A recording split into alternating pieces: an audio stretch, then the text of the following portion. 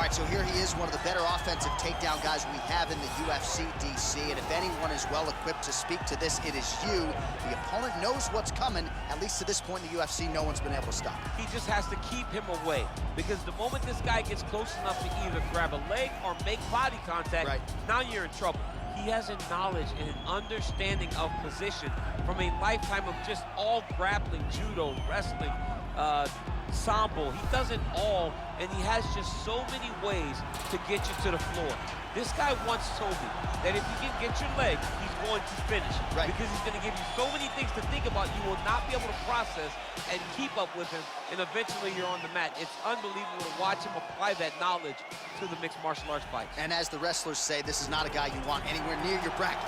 No, you don't want him in the bracket. All right, so here he is, the Nigerian Nightmare, and you can also now call him the UFC welterweight champion. He had to go 10-0 in the UFC to finally realize that UFC belt, beat Tyron Woodley, and establish himself as the standard at 170 pounds. And he never lost track of what was out in front of him. Even though he had to win 10 fights, Kamaru Usman understood that he would do whatever it took to become UFC champion. And when he got that opportunity, it was the wrestling, the cardio, and the ability to follow the game plan set out in front of him by Henry Hooft and Greg Jones that allowed him to blank Tyron Woodley on the scorecard and win that welterweight championship. Unbelievable performance by Usman. Truly one of the hardest workers in the game, and if you watch that Woodley fight, you get the sense that it is going to take a Herculean effort for somebody to dethrone the new hunted at 170 pounds, Kamaru Usman. Our tale of the tape for this, our main event of the evening. So a more than 5-year gap between these two fighters when it comes to the age, and they both possess a similar height and reach. All right, now for the official introductions, we go to the veteran voice of the Octagon, Bruce Buffer. The main event of the evening. And when the action begins, our referee in charge, Dan Mergliata. And now, this is the moment UFC fans around the world have been waiting for. Live from the sold-out Bell Center in Montreal, Quebec, Canada. It's time! 5 rounds in the UFC welterweight division. Introducing first, fighting out of the blue corner. This man is a mixed martial artist, holding a professional record of 16 wins, no losses. He stands 6 feet 1 inch tall, weighing in at 170 pounds. Shavkat Rakhmonov. And now introducing his opponent, fighting out of the red corner. This man is a wrestler, holding a professional record of 20 wins, 2 losses. He stands 6 feet tall, weighing in at 170 pounds. Fighting out of Boca Raton, Florida, Kamaru, the Nigerian Nightmare, Usman.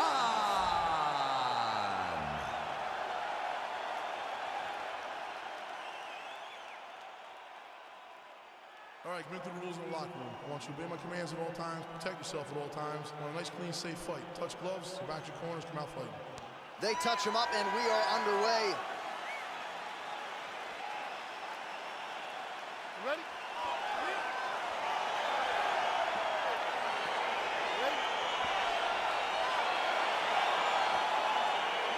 Round one is underway between one of the more well-rounded fighters in this division against maybe the best grappler in this division.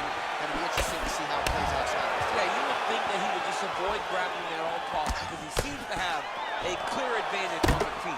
But we've seen... Oh, nice job to defend the takedown and scramble to his feet. Oh, single collar tie here.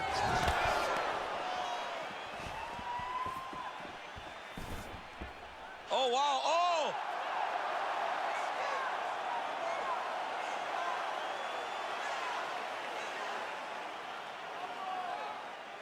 It's in there deep. There you go. Nice hit directly into the pin. Nice hit. Wow. Strong bottom work here, staying busy. I love watching this guy move on the ground. Another nice transition there. Such a high-level grappler. You don't see that very often.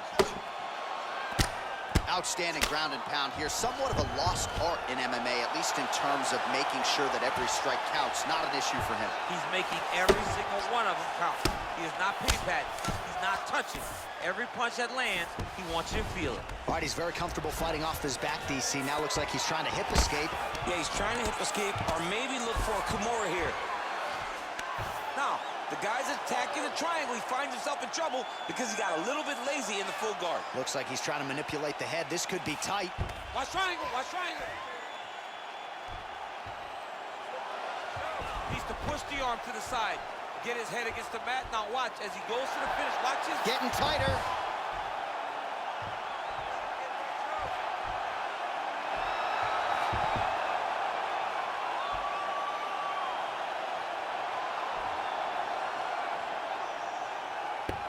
He got it. He got it, John. Oh, he got it done. Absolutely. He finishes his opponent by way of submission.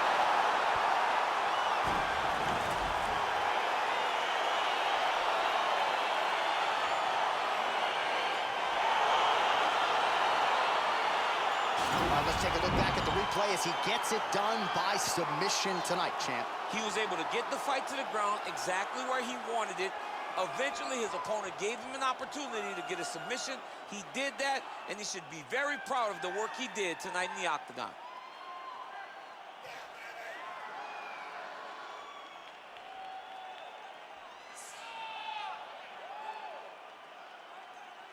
So there he is, your winner by submission, and that's exactly how you put the rest of this division on notice.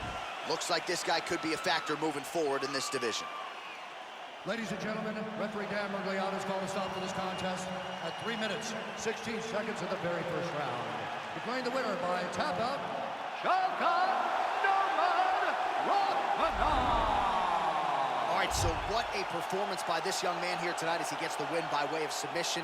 He certainly put a lot of stock into getting the finish tonight, and he did just that. Congratulations. It was a very tough fight, but he knew that if he did everything right, he can get to his position, which is the ground, and he would be able to find a finish by submission tonight. He did just that.